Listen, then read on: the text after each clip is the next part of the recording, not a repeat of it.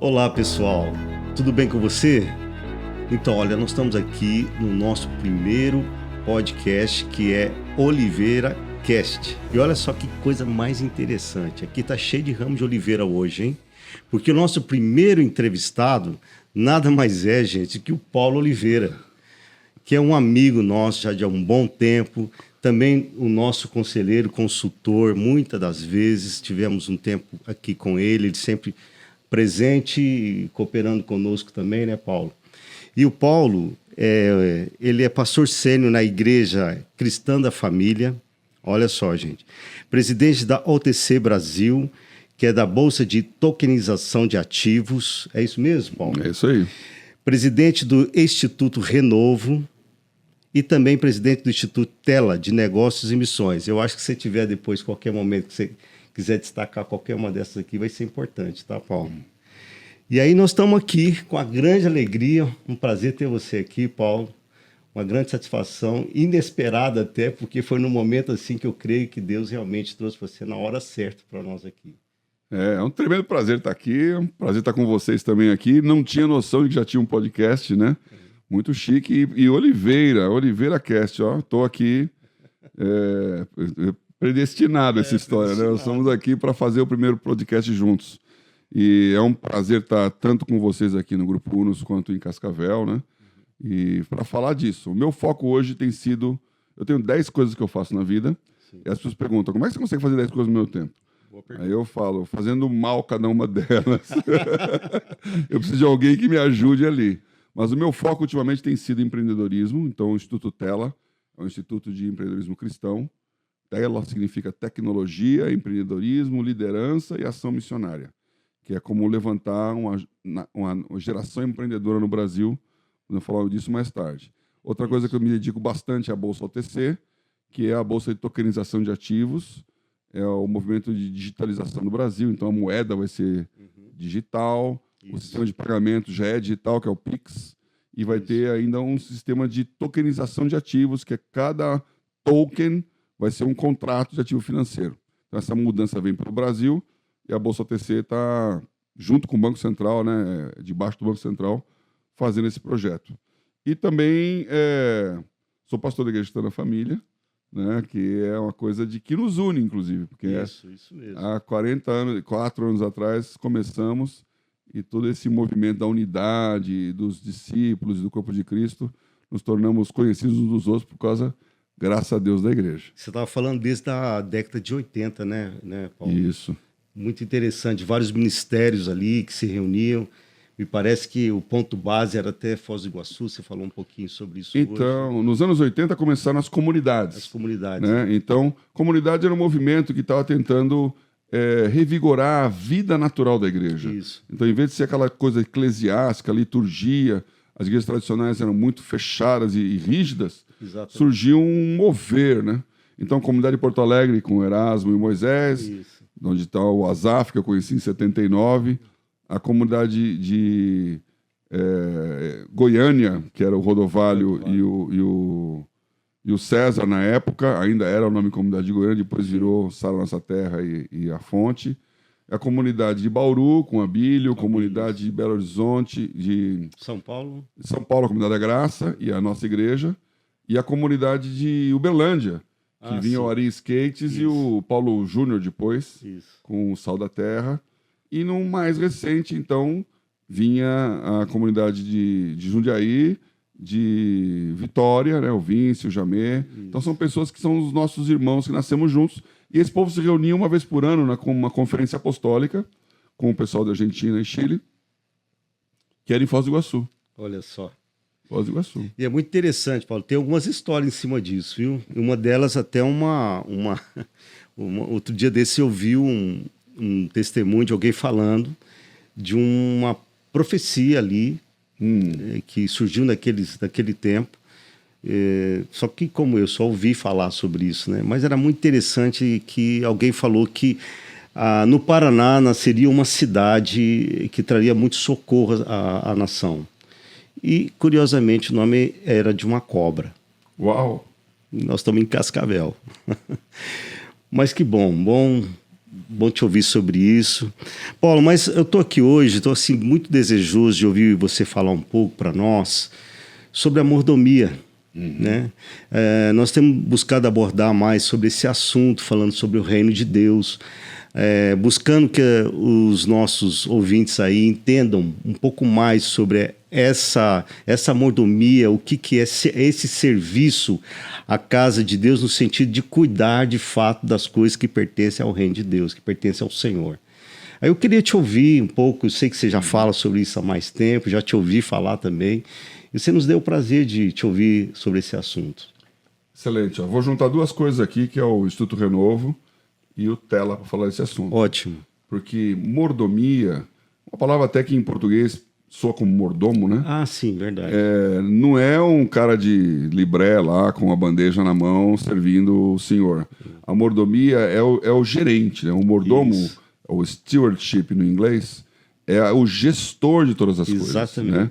Então, de onde vem essa palavra? Nós começamos há 35 anos no Brasil a trazer um modelo de educação chamado Educação por Princípios. São as escolas modelo. Hoje tem 140 escolas no Brasil que seguem esse modelo. Tem uma associação, chama AECEP, Associação das Escolas Cristãs de Educação Princípio, que apoia e ajuda qualquer igreja ou qualquer empreendedor a montar uma escola. E o Instituto Renovo, ele é o pioneiro. Então, o CRE, Centro Renovo de Educação, tem 2 unidades em São Paulo, foi a primeira escola, a mais antiga escola de educação princípios no Brasil em atividade. Olha só. E ela foi, durante muito tempo, modelo disso. O que é educação princípios? São 7 princípios que norteiam todas as matérias. Então, quando você vai estudar português, matemática, história, geografia, você vai estudar baseado em princípios cristãos. Muito bom. O primeiro deles é soberania. Soberania significa Deus é soberano, Deus é o dono de todas as coisas, Deus é o Deus de todas as áreas da vida. E ele delega o seu governo ao pai de família pelo princípio da autoridade.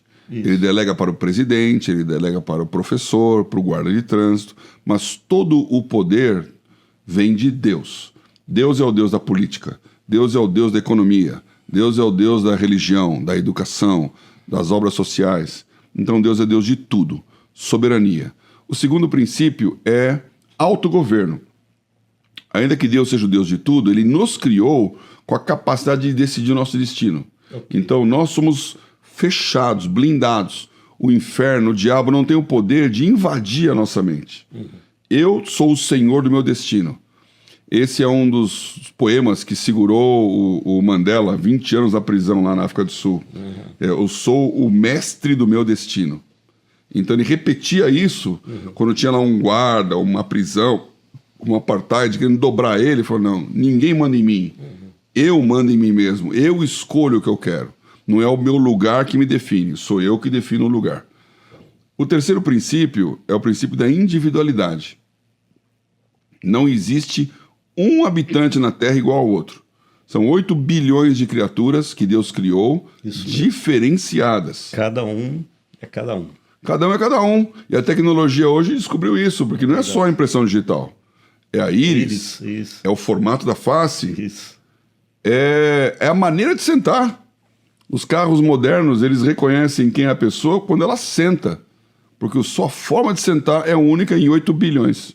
Imagina. Então, não brigue contra aquilo que você é, porque Deus te criou com um propósito. A sua individualidade, ela vai contra o coletivismo, que é um princípio socialista, comunista, onde todos são iguais. Não, todos são diferentes. Ok.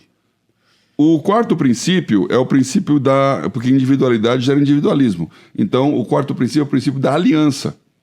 Eu tenho que andar aliançado com os meus iguais. Então, a minha geração é aliançada. E é uma coisa geracional mesmo. Basta de falar, mas eu vou passar para o próximo princípio, que é o do caráter. Porque a máfia é uma aliança. Mas o caráter é a capacidade de não apenas saber o que é certo e errado, mas de aborrecer o mal e se apegar ao bem. Isso mesmo. Que é o que a Bíblia fala, de Isaías, né? Então eu tenho a capacidade, eu aprendo como criança a aborrecer o que é ruim e me apegar ao que é bom. E com todo esse equipamento vem o sexto princípio, que é semeadura e colheita. que é o princípio financeiro da prosperidade. Sim. Então, uma semente que eu abro mão de consumir, eu invisto, eu planto, e dali a algum tempo eu vou ter 100 vezes mais quando eu colher.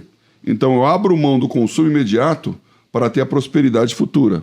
Isso. É o princípio da educação financeira. Isso. Semear e colher. E quando eu enriqueço através desse princípio, eu tenho que saber que aquela riqueza não é minha, porque eu sou um mordomo. É isso aí. Então, o último princípio é a mordomia. Então, se uma criança pode aprender isso no Fundamental 2 e ter uma cosmovisão cristã, ela vai começar a entender os negócios e a prosperidade do negócio como algo que ela faz para Deus. Então, eu trabalho para que o nome de Deus seja glorificado. Eu pego 1 talento, 2 talentos ou 5 talentos e multiplico, que é o investimento. A parábola dos talentos não diz o que eles fizeram. Sim. Mas os 2 correram risco para transformar 5 em 10 e 2 em 4. E o que não quis correr risco, ele enterrou e falou, toma de volta o que é teu. Lembrando então que esse cara não foi um mau mordomo como o da parábola, que dissipava os bens do Senhor. Sim. Ele guardou. Ele teve medo e mesmo assim tomou uma pancada. Sim. Falou, por que você não deu... no banco, né? Eu teria o juro. Tinha o juro disso aí. Eu que trabalhei em mercado financeiro muitos anos, ainda estou no mercado financeiro, mas eu era diretor de banco, eu olhei esse negócio e falei, o benchmark de Deus é o CDI. No mínimo tem que render o juro. Isso. Então, aquilo que você produz tem que ser mais do que aquilo que o dinheiro compra num título público. E a minha produtividade, ela é a capacidade de entregar a Deus glória. E por isso eu entendo o trabalho, nós estávamos falando antes aqui, Sim. no hebraico a palavra trabalho é avodá. E avodá é a mesma palavra para adoração. Então, quando eu adoro a Deus e quando eu trabalho, eu estou fazendo a mesma coisa. Isso mesmo. Por isso que a gente fala de serviço, né? Servir a Deus é adorar a Deus, é trabalhar. Porque o serviço é trabalho. Então, não coloque o trabalho como alguma coisa maldita que veio porque Adão que pecou. Porque antes de Adão pecar, Deus falou em Gênesis 1, 26, quando criou o homem, 26, 27, né? Crescer, multiplicar, dominar, subjugar, sujeitar a terra. Então, o nosso mandato é de produzir, de multiplicar, de crescer, de controlar. E o homem faz isso, como Adão fazia o seu trabalho no jardim, antes da queda. Então, nós temos que entender que o trabalho e a mordomia são coisas para Deus. E que glorificam o nome do Senhor. Você falava sobre isso há pouco, que quando o homem produz, logo ele está trabalhando, ele produz, logo ele glorifica ao Senhor, né? E muitos não querem isso, né? Pelo contrário, né? Eu estava lembrando aqui também que quando o apóstolo Paulo fala sobre trabalho e dando direção aos servos, ele diz assim, não como só em vistas do que o patrão está lá, né? Mas como ao Senhor. Como né? ao Senhor. Muito interessante. Incrível. Então, você trabalha porque Deus está vendo, não porque o seu chefe está vendo. E aí é uma coisa muito importante para você. Se você trabalha para receber um salário, você não entendeu a adoração do serviço. Olha isso, gente. Porque se o trabalho é uma mais-valia, que é a teoria marxista, que você tem tempo, a classe trabalhadora oferece o tempo e ganha de volta o trabalho. Portanto, ela não tem, como um regime CLT, nenhuma preocupação com o resultado. Então, se ela trabalhou, ela merece ganhar o salário. Se deu errado, se faliu, se quebrou, azar do dono. Então, na verdade, o dono da empresa, ele está correndo risco. O risco é dele. É dele. Porque ele tem a obrigação de pagar, e realmente tem, legalmente falando, né? Isso mesmo. Agora, quando você tem uma mentalidade de que o seu trabalho é para produzir algo e não para receber um salário, você se libertou dessa relação maniqueísta com o dinheiro. E aí, então, você vai entender que essa é a teoria de Maslow, se estuda na universidade, que a pirâmide de Maslow fala que a maioria das pessoas trabalha para sobrevivência. E alguns trabalham para segurança, ou seja, para não perder o emprego. O terceiro trabalho é para se mostrar. Então ele quer ele quer ter uma casa chique, ele quer ir no clube que todo mundo vai, ele quer ostentar um carro que é da moda. Então ele trabalha para ter coisas que mostrem que ele ele tirou a foto na Torre Eiffel, ele tá ele lá, é bem sucedido. que ele deu certo, que ele tá Aí o outro nível da pirâmide de Maslow é o cara que trabalha para ser o protagonista. Ele quer ser o jogador de futebol, ele quer ser o ator da novela, ele quer ser o cara que é dono da casa que todo mundo vai tirar foto. E o último da pirâmide é o que trabalha para bater o próprio recorde. É o Ayrton Senna. Então, o cristão, ele trabalha para Deus. É isso aí. Ele não trabalha para o salário, nem para mostrar, nem para exibir, nem para nada. E na hora que você entende essa relação com o trabalho, você entende que essa glória a Deus é a frutificação do resultado. E por isso que nós temos o Tela, que é outra coisa que eu faço aqui, né? O Instituto Tela, que faz com que um jovem entenda que ele pode empreender, que ele não tem que ser um assalariado, ele tem que ser o dono. Ele pode ser o cara que vai fazer a coisa crescer. E esse conceito de dono não é só o dono do CNPJ, porque é óbvio que tem que ter trabalhador numa empresa. Mas você tem que trabalhar na sua empresa como se fosse o dono, porque é como ao Senhor. É isso aí. Então eu trabalho como se eu fosse o dono desse negócio. E não porque alguém está vendo, e se o cara não está vendo, eu paro de trabalhar. É isso aí. Paulo, eu acho que você vai falar um pouquinho mais sobre o Instituto Tela para a gente.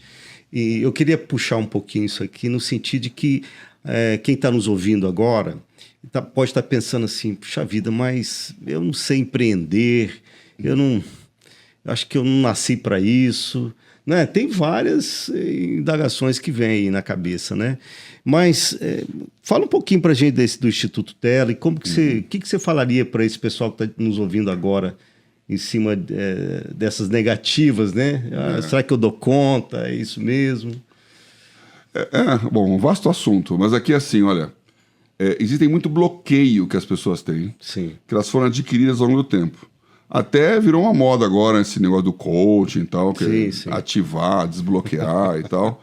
Que inclusive está muito voltado para a prosperidade financeira. É isso aí. E isso não é o nosso ponto aqui. Não é. Mas que tem coisas que bloqueiam a sua capacidade. Por exemplo, as pessoas falam assim, eu não gosto de matemática.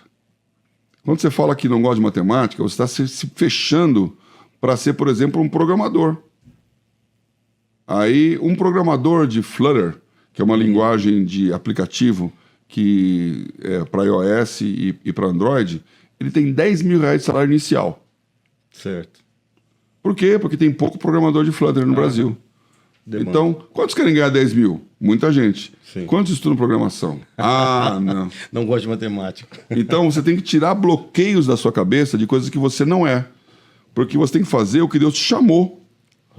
E a sua vocação, a gente fala de vocação profissional, como se fosse alguma coisa que eu gosto. Então, você faz um teste vocacional. Eu gosto de escrever, eu gosto de fazer foto, eu gosto de... Então, a sua vocação é o que você gosta. E não. Vocação é uma palavra latina de vocatio, que quer dizer voz. Vocação é chamado. Então, eu vou fazer aquilo que eu fui chamado. O que Deus me chamou é o que eu faço, não é o que eu gosto. Agora, como Deus me criou, Ele colocou dentro de mim algo que tem a ver com o meu chamado. Isso mesmo. Então, eu tenho habilidades que estão compatíveis com o chamado, mas eu tenho que ouvir uma voz que me chama e que vai fazer com que eu tenha o ânimo de levantar segunda-feira para trabalhar. Então, se você é do tipo que sexta-feira é o melhor dia da semana, porque você está livre do trabalho para fazer a hora feliz, que é a happy hour, e sexta-feira e segunda-feira é o pior dia da semana, porque você vai ter que voltar ao trabalho, você não entendeu o chamado. Então, você tem que acordar feliz porque você vai fazer aquilo que Deus colocou você para fazer. O empreendedor tem essa cabeça. Mas eu não nasci para empreender. Bom, o empreendedorismo, ele tem duas características. É uma capacidade criativa de olhar uma coisa que todo mundo vê de um jeito e enxergar do outro. Você vai ter uma ideia onde ninguém tem. Eu não tenho capacidade criativa. Bom, Deus é criador. E você é filho dele. Com um chamado. E ainda chama. Então, não é você quem tem, é Deus que tem em você. É isso aí. E aí eu falo sempre isso. Você pega Daniel 1, começa lá o livro de Daniel dizendo que o Nabucodonosor invadiu Jerusalém, levou o rei cativo para a Babilônia, o Jeoiaquim, e levou com ele 10 mil pessoas. Exatamente. Cativos. E os jovens estavam lá. Aí chega lá na Babilônia, ele fala para o Aspenaz, que é o chefe da escola de governo lá da Babilônia. Pega aí jovens de linhagem real, nobres, sem nenhum defeito, formosos à vista, belos, cheios de sabedoria e conhecimento, e com a capacidade de andar no palácio para serem treinados para serem governadores da Babilônia. E o Daniel, Mesaque, Sadraque e Abdenego foram lá. Então você pensa, eles eram linhagem real, nobres, eram de família real de Israel, Sim. eles eram bonitos, eles eram perfeitos, eles eram sábios e cheios de conhecimento. Tô fora dessa lista. Então, eu jamais estaria nesse negócio. Muito bom. Porque se hoje eu tô desse jeito razoável, você não me viu quando eu tinha 18 anos. Meu. Se hoje eu sou feio, imagino que existia quando eu era 18 anos, 40, 50 anos atrás, né? Então, a Bíblia fala que nós temos a beleza de Cristo. Então, beleza é uma questão de revestimento. É isso. Qualquer mulher sabe disso, né? Beleza é uma questão de revestimento. Então, é a glória de Deus que está sobre você, o cabote de Deus, que é a cobertura que te torna belo aos olhos das pessoas. Então, é Deus que a gente faz belo. Isso mesmo. Se você quer ser perfeito, você não nasceu perfeito. Mas se você quer santidade, santidade é perfeição. Então, a busca pela santidade faz com que você seja considerado perfeito por Deus. Isso mesmo. E se você não tem conhecimento, não tem sabedoria, peça a Deus que a todos dá e não lance em rosto. É isso mesmo. Peça, porém, com fé. Fé, crendo. Então você vê que todas as características daquele pessoal lá, eles eram nobres, mas nós somos a geração eleita, sacerdócio real. Nós somos filhos do rei. Nação santa. Nação povo da santa. propriedade exclusiva dele. Então você vê que eu e você, que nós somos gentios, zambujeiro, não escolhidos, em Cristo, você é nobre, você é lindo, você é perfeito e você é sábio e cheio de conhecimento. A única coisa que está faltando nessa lista é saber andar no palácio. Então, eu acho que nós temos que treinar uma geração cristã para andar nos lugares dos poderosos. E aqui o palácio não é Jerusalém não, hein? É o palácio da Babilônia. Eita, é isso aí. Saber andar nos lugares onde os poderosos estão e ter uma postura cristã. Então, esse é o chamado do Tela. Então, ele tem 3 níveis. O primeiro nível é transformar um jovem que quer ser um assalariado ou não quer nem trabalhar para ser um empreendedor do reino. Então, nós temos uma escola de empreendedorismo cristão, online, que você pode se matricular e estudar, e tem um monte de conteúdo lá para isso. Se você já tem um negócio, e o seu negócio está querendo sobreviver, saiba que Deus não te chamou para sobreviver. Mas é essa, gente.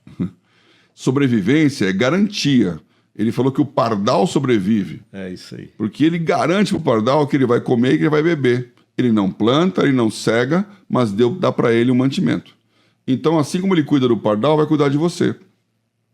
Então, saiba que se você tem preocupação do que comer, do que beber, do que vestir, do que morar, do que cobrir, essas preocupações Deus garante. Agora, o interessante é isso. Como é que ele garante isso? Como é que eu vou ter esse dinheiro garantido para comer, beber, vestir e dormir se não é o trabalho? Aí vem Mateus 25. Mateus 25 fala lá, juntou os bodes e as ovelhas e falou, tive fome, me deste de comer. Tive sede, me deste de beber. Estava nu e me vestiste. Estava na prisão, foste me visitar. Estava enfermo também. E foste ver. Então, a nossa sobrevivência é garantida por quem? Quando fizeste a um desses pequeninos, a mim o fizeste. Então, o que eu entendo disso? Eu entendo que se você é um cristão e que obedece esse mandato cultural de crescimento, de prosperidade, quando as riquezas crescem, nós não colocamos nelas o nosso coração. Nós entendemos que nós somos mordomos que nós somos servos e que nós somos filântropos. Então, todo cristão que vê um irmão passando fome tem que dar comida para ele. Todo cristão que vê alguém sem a capa tem que dar uma das duas que ele tem. Todo cristão tem que andar a segunda milha. Então, o capitalismo é o melhor sistema de aumentar riquezas. Mas é o capitalista que tem que ser o cristão que distribui a riqueza. E na hora que eu, cristão, distribuo, não vai ter nenhum pardal passando fome. E todos nós vamos poder nos preocupar em produzir para Deus e não para os homens. Então, eu creio nesse ambiente de negócios, em que cristãos criam um ambiente em que a prosperidade abençoa a todos e não concentra a riqueza. O terceiro nível do Tela é justamente o nível em que a empresa já chegou num ponto de legado, em que ela entende que aquela riqueza não é para ela, é para abençoar. E foi isso que aconteceu nos Estados Unidos 150 anos atrás. Eu quero dizer para você aí, essa estatística me estarreceu. Os Estados Unidos de Abraham Lincoln era menor do que o Brasil de Dom Pedro II. Imagina isso, hein? Menor. Era menor. Ele estava devastado por uma guerra civil. Ele não tinha uma economia forte e era um país agrícola. Em 50 anos, eles se desenvolveram para ser uma nação industrial. E a revolução da tecnologia transformou a América num país líder entre as nações. Essa revolução de tecnologia, na época, foi uma revolução industrial. Hoje, a revolução de tecnologia é uma revolução digital. Então, se o Brasil passar por essa mesma revolução, você não precisa de terra para poder ser rico. Você precisa de um aplicativo que venda na internet aquilo que uma loja vende fisicamente. Você precisa de algo que seja um desenvolvimento tecnológico para o agronegócio. Você não precisa ser o agricultor. Ou você pode ter um aplicativo de drone. Sim. Você pode ter um aplicativo de medição de carbono para poder fazer o sequestro do carbono. Você pode ter um aplicativo de produtividade da própria agricultura. Então você calibra lá os nutrientes. Tem um aplicativo, que não é nem aplicativo, é um sistema aqui brasileiro, né? Desenvolvido, que ele bombardeia através de um satélite com ondas de ultra baixa frequência, são ondas abaixo de 20 Hz, a Terra, e essas ondas, esse algoritmo de trem de ondas, faz com que elas mudem as suas distâncias moleculares e o ângulo das moléculas, e aumenta a capacidade de absorção de nutrientes. Então ele joga, qualquer um que vai na igreja e vê aquele som vibrando nas paredes, sabe como as é que... ondas. A onda grave, ela tem essa capacidade. Então, ele muda a capacidade de absorção de nitrogênio, de fósforo e de potássio, que é o NPK, e aumenta a fertilização e aumenta a produtividade da plantação em 20% a 30%. Então, veja, o cara não é dono de plantação, mas ele desenvolveu um sistema que todo agricultor pode usar. Então, isso é tecnologia. Isso mesmo. E quando a tecnologia faz com que você prospere, você vai entender que o propósito da prosperidade é a ação missionária.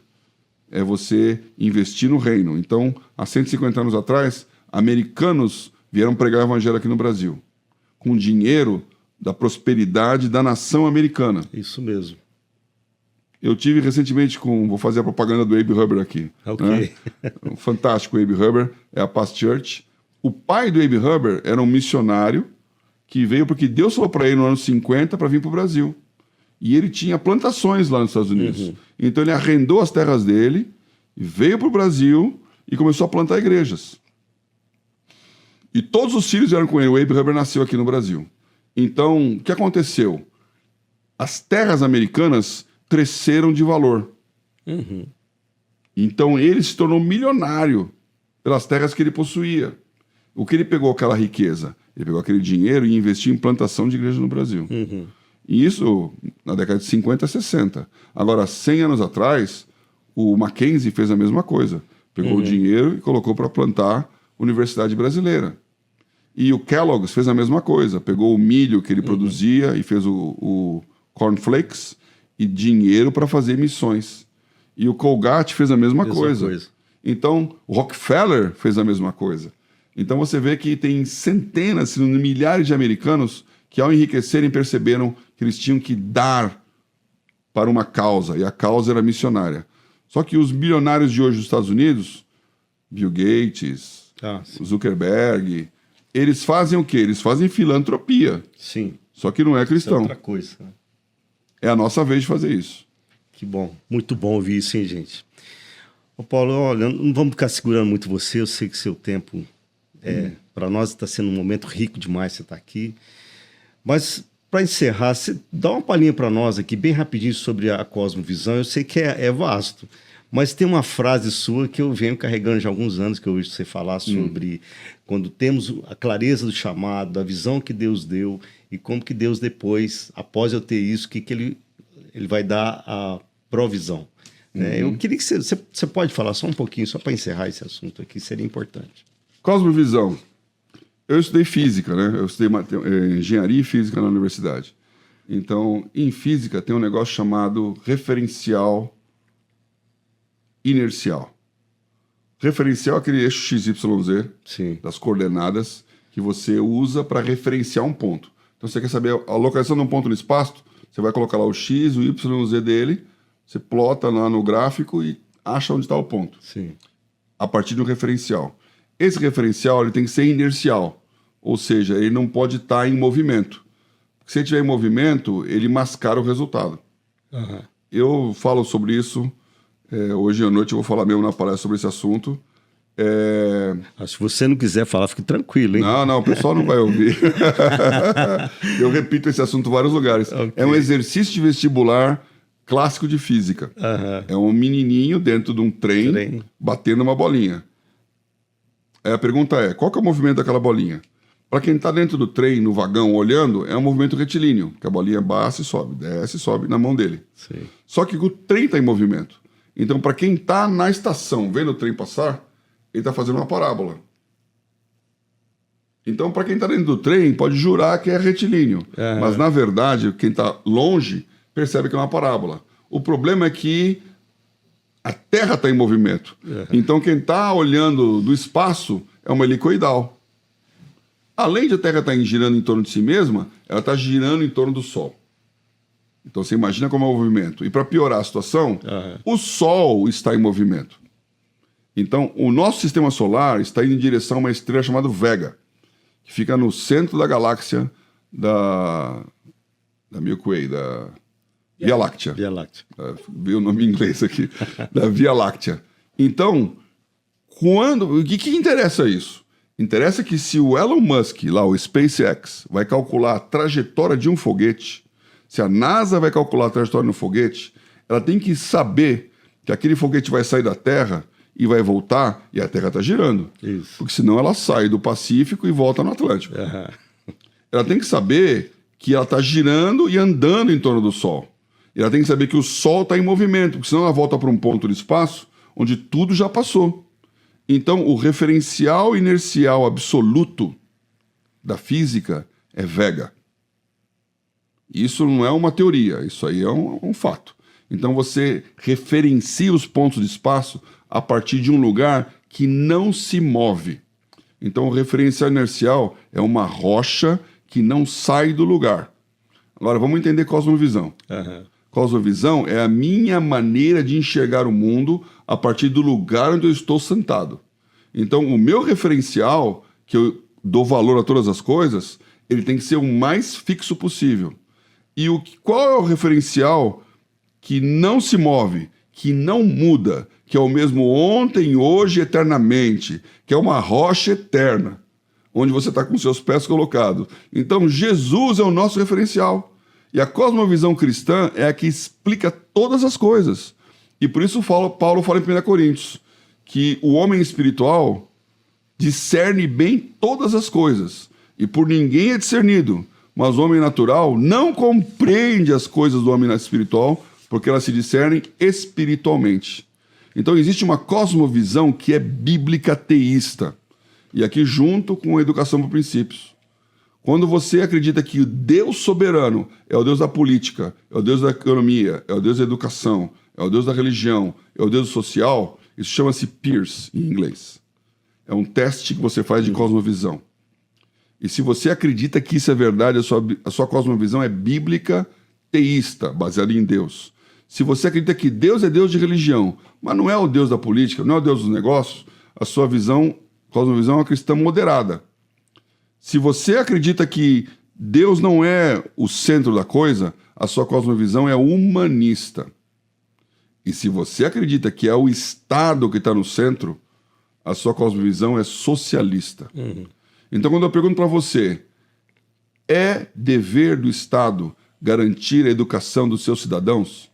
Se a sua resposta for sim, a sua cosmovisão é socialista. Porque a educação não é dever do Estado, a educação é dever do pai. Isso mesmo. E é o Estado que tem que ajudar e prover, mas é o pai que educa o filho, e não o Estado. Então, cuidado com a sua cosmovisão, porque a sua cosmovisão, ela define a sua posição e define o resultado da sua vida. Nós temos que restaurar na nossa geração uma cosmovisão cristã. Muito bom. Meu Deus. Sempre bom ouvir você falar sobre isso, Paulo, querendo ouvir mais, inclusive. Mas aqui, eu quero te agradecer por esse tempo que você deu pra gente aqui e que Deus possa, a cada etapa, nos manter mais juntos. Eu até creio nisso. Creio nisso. Que acho que não só... eu acho que hoje é um momento que Deus está chamando, levantando o Brasil para ter uma visão mais clara sobre o empreender em favor do reino de Deus, né? É uma das coisas que a gente tem buscado falar também. E eu creio que Deus vai nos unindo cada vez mais, né? E eu espero estar bem próximo de você, viu, Paulo? Que é um privilégio. E eu quero dizer assim que, olha, eu posso falar, eu tenho falado muito sobre isso. Então, estou aqui com a minha veemência, que eu entrei hoje aqui, a mulher perguntou se eu era um locutor, né? Então, eu estou aqui do meu papel, mas eu quero dizer que o Grupo Unos, ele está fazendo na prática aquilo que nós estamos falando aqui na teoria. Isso tem muito valor. Então, enxergar o que está acontecendo aqui em Cascavel, enxergar o que vocês, como empresa de Deus, estão fazendo. E os erros fazem parte dos acertos. Verdade. Né? Até porque a gente acerta errando. Então, para um atleta de alta performance dar um drible, fazer um retorno de uma raquetada de tênis, ou performar uma ginástica, ele caiu muitas vezes para poder fazer aquilo com perfeição. Com certeza. E a Bíblia garante que 7 vezes cai o justo e 7 vezes Deus levanta. Então, vocês estão acertando. E é um privilégio, é um prazer ver o que Deus está fazendo aqui com vocês. Deus abençoe. Amém. Muito obrigado, Paulo. Aí, gente, nós estamos aí agora no primeiro Oliveira Cast. Espero que você tenha gostado, né, de tudo que foi abordado aqui hoje. E olha só, se tudo isso que nós falamos para você foi importante, você quer ouvir mais sobre esse assunto, porque esse é o nosso primeiro, vai ter muito mais.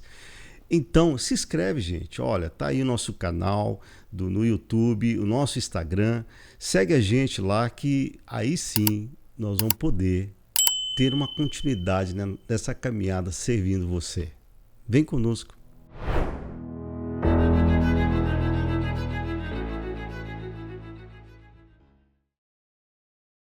Mas o nome é Oliveira Cast? Luiz Cláudio Oliveira, e nós colocamos Oliveira Cast, né? Paulo Oliveira.